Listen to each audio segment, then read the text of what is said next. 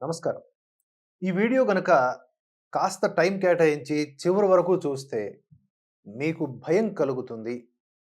ఒక రకమైనటువంటి జాగ్రత్త పడాలి అన్న ఆలోచన కలుగుతుంది. ఇది పక్కా. నా రిక్వెస్ట్ ఈ వీడియో నచ్చితే 10 మందికి షేర్ చేయండి. అమర్నాథ్ వాసిరెడ్డి గారు తన సోషల్ మీడియా ఖాతాలో వెలుబుచ్చినటువంటి పోస్ట్ ఇది. పదే పదే చదవవలసిన పోస్ట్ కూడా. వెబ్ సిరీస్ భారతీయ సంస్కృతిపై అటామిక్ బాంబు దాడి.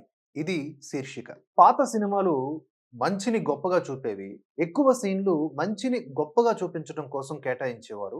చెడును తక్కువ సీన్లలో అందరికీ అసహ్యము, కోపము కలిగేలాగా చూపేవారు. సినిమా ఒక మోరల్ లెసన్‌గా ఉండేది. కొత్త సినిమాలు చెడును ఎక్కువ సీన్లలో చూపిస్తారు, గ్లోరిఫై చేస్తారు. కానీ చివరకు మంచికే విజయం అని చూపిస్తారు. Coming to the TV serials, చెడును అదే పనిగా గంటల కొద్దీ, రోజులు, వారాలు, సంవత్సరాలు చూపిస్తారు. కానీ చివరకు చెడు ఇది, మంచి ఇది అని చూపించి ముగిస్తారు. సో ఇప్పుడు ఈ మూడింటిలో కూడా మంచియే అల్టిమేట్‌గా విజయం సాధిస్తుంది అని చూపిస్తారు. కొత్త సినిమాలు, టీవీ సీరియల్స్ చెడును అతిగా చూపించినా కూడా చివరకు మంచియే విజయం సాధిస్తుంది అనే ముగింపు వల్ల సమాజానికి కలిగే నష్టం తక్కువే. వెబ్ సిరీస్ ఇది టీవీ సీరియళ్లకు ఎక్కువ, పోర్న్ ఫిల్మ్స్‌కి తక్కువ.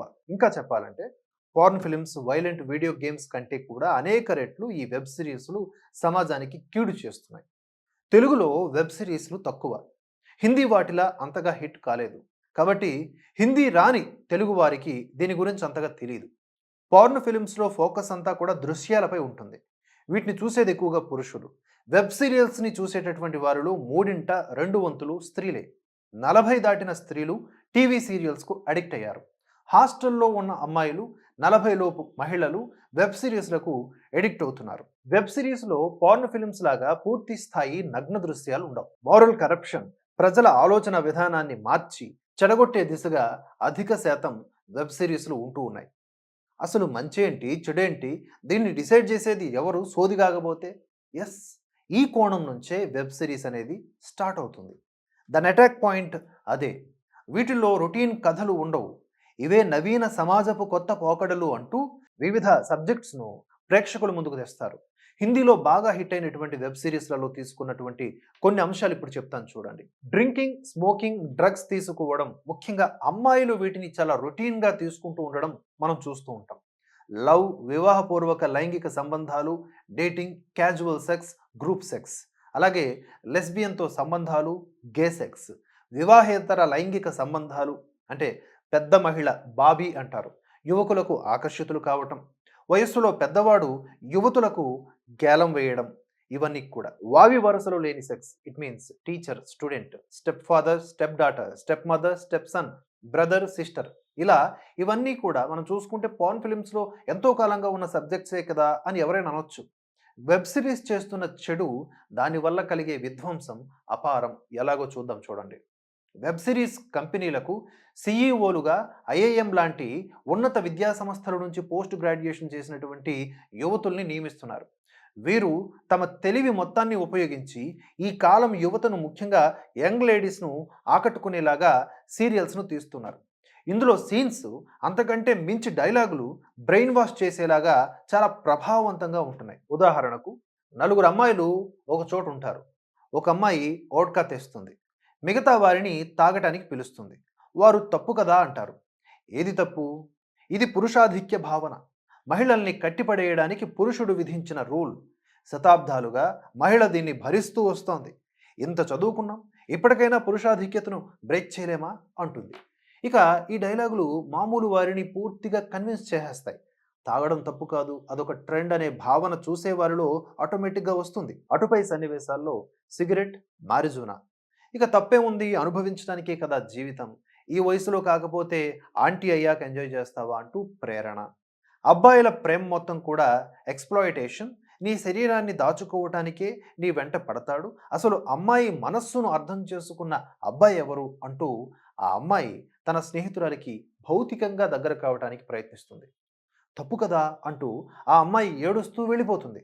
మళ్ళీ వెళ్ళి ఓదార్పు. లెస్బియనిజంను జస్టిఫై చేసేలా పదునైన డైలాగ్స్. ఇది వద్దు, తప్పు అని చెప్పడానికి ఎవడికి అధికారం ఉంది? యునైటెడ్ నేషన్స్ దీన్ని గుర్తించింది. తప్పైతే ఎలా గుర్తిస్తుంది అంటూ ఆ అమ్మాయికి బ్రెయిన్ వాష్ అనేది జరుగుతూ ఉంటుంది ఆ సన్నివేశంలో. మరి అమ్మాయి కలిస్తే పిల్లలు పుట్టరు గదా! అంటుంది. భార్య, భర్త ఎన్ని సార్లు సెక్స్‌లో పాల్గొంటారు? అనేక వందల సార్లు కదా! ప్రతిసారి బిడ్డను కనడానికేనా? కాదు కదా! ప్లెజర్ కోసం. పిల్లలు కావాలంటే అడాప్ట్ చేసుకుందాం. లేదా కృత్రిమ గర్భధారణ. లేదా మన ఫ్రెండ్ ఒకడున్నాడు గదా! వాడిని ఒక రోజు పిలుద్దాం. ముగ్గురం ఎంజాయ్ చేద్దాం అంటూ పవర్‌ఫుల్ కౌన్సెలింగ్ అనేది జరుగుతుంది. అక్కడ తెరపైన ఒక అమ్మాయి మరొక అమ్మాయికి చెప్పినట్లుగానే ఉంటుంది. దీన్ని చూసి లక్షల సంఖ్యలో యువ మహిళలు, పురుషులు ప్రభావితం అవుతున్నారు. అంటే మాస్ కౌన్సెలింగ్ లాంటిదన్నమాట. అసలు అమ్మాయి ఫస్ట్ ఏముంటుంది? ఇంట్రెస్ట్ లేదు అంటుంది. ఒకసారి టేస్ట్ చేస్తేనే కదా! తొలిసారి ఎప్పుడైనా రిస్క్ అనిపిస్తుంది. కొత్తగానే ఉంటుంది. ఒకసారి ట్రై చేస్తేనే కదా తెలిసేది అంటూ బకార్డీ బ్రీజర్‌తో పాటు మెల్లగా అమ్మాయిని ఒప్పించటం, ఆ సన్నివేశం మనకు కనిపిస్తూ ఉంటుంది. సో, మొత్తంగా ఫైనల్‌గా ఎలా వస్తుందంటే సన్నివేశం, ఒక అమ్మాయి మరొక అమ్మాయిని అర్థం చేసుకున్నట్లుగా ఏ అబ్బాయి అర్థం చేసుకోలేడు. నా జన్మ ధన్యం అంటూ ఆ అమ్మాయి మాటతో సన్నివేశం ముగుస్తుంది. అటుపై వారి రిలేషన్ యథేచ్ఛగా కొనసాగుతుంది. అప్పుడప్పుడు కొంతమంది అబ్బాయిలు, అమ్మాయిలు చేరుతారు.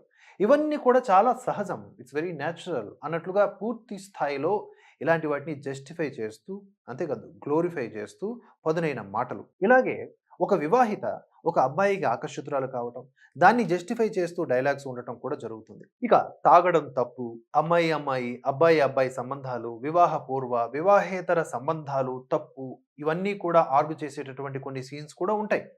ఇలా చేసేవారు ఎవరుంటారు? ఇంట్లో పెద్దవాళ్ళుంటారు. ఔట్‌డేటెడ్ ఫెలోస్ అన్నట్టు. లేదా టీచర్సు, కౌన్సిలర్సు వారి డైలాగ్స్ చాలా బలహీనంగా ఉంటాయి. ఆయా పాత్రలు చెప్పినప్పుడు. వారిని కాలం పోకడ తెలియని ఔట్‌డేటెడ్ జోకర్స్ లాగా, చాదస్తపు పీనుగుల్లాగా చూపిస్తారు. వీరు తాము చెప్పే నీతులకు భిన్నంగా నడుచుకునే కొన్ని సన్నివేశాలు పెడతారు. చూసారా? అందరూ ఇంతే. అవతలి వాడికి చెప్పేందుకే నీతులుంటాయి. లేదా చేతగాని వారు, వయసు ఉడిగిన వారు, లోకం పోకడ తెలియని వారు ఇలాంటి మాటలు చెబుతారు. వారి మాటల్ని ఒక చెవిలో విని మరో దానిలో వదిలేయాలి. అంతకంటే టెన్షన్ పడడం వేస్ట్. ఇలా ఉంటుంది web series brain wash. Moral corruption అనేది మొదలైపోయింది. మద్యం, ధూమపానం, drugs, dating, pre marital sex, extra marital sex ఇవన్నీ చాలా సహజం. సర్వసాధారణం. ఈ భావన ఇప్పుడు ప్రబలిపోతోంది. పురుషుడిని చెడగొట్టడం ఈజీ. మన సమాజానికి నైతిక రక్షణగా ఉన్నది మహిళలే. కుటుంబం, వివాహం అనే వ్యవస్థలు ఇంకా బతికున్నాయి అంటే దానికి ప్రధాన కారణం మహిళలే. ఇప్పుడు ఆ మహిళల ఆలోచన తీరునే మార్చేస్తున్నారు. అసలు మంచికి, చెడుకి ఉన్న నిర్వచనం మార్చేస్తున్నారు. అబ్బాయి అయినా, అమ్మాయి అయినా తాగడం మంచి కాదు అన్నవాడు ఇప్పుడు ఒక జోకర్. Drugs వద్దన్నవాడు villain. అబ్బాయి ఏంది? అమ్మాయి ఏంది? చక్కగా పెళ్లి చేసుకో అన్నవాడు ఇప్పుడు outdated fool fellow. Web series 'tsunami' ఉత్తర భారతాన్ని చుట్టేసింది. దీని ప్రభావం ఏంటో తెలియాలి అంటే పూణే వీధుల్లో రాత్రిపూట తిరగాలి. ముఖ్యంగా ఉన్నత విద్యా సంస్థలు ఉన్న చోటుకు వెళ్ళాలి. బెంగుళూరు, ఢిల్లీ, ముంబై పబ్స్‌లో వచ్చేవారు ఎవరో వారి మధ్య ఉన్నది కేవలం ఫ్రెండ్‌షిప్ మాత్రమేనా అనేది కూడా చూడాలి. ఐఐటీ ముంబై ఫైనల్ ఇయర్ విద్యార్థులు ఎంతమంది లివ్ ఇన్ రిలేషన్‌లో ఉన్నారు? హైదరాబాద్, బెంగుళూరు న్యాయ విశ్వవిద్యాలయంలో ఎంతమందికి డ్రగ్స్ అలవాటయిందో చూడాలి. వెల్లోర్‌లోని ఇంజినీరింగ్ కాలేజీ విద్యార్థులు వారాంతంలో చిత్తూరు నగరానికి వచ్చి ఏమి చేస్తారో చూడాలి. ఇలా చాలా ఉంది. కానీ చెడును వర్ణిస్తే కొంతమంది దానికి కూడా ఆకర్షితులయ్యే ప్రమాదం ఉంది. వెబ్ సిరీస్ బాంబు దాడి నుంచి కుటుంబ వ్యవస్థను, వివాహ వ్యవస్థను రక్షించటానికి ఎవరో రావాలి. ఏదో అద్భుతం జరగాలి.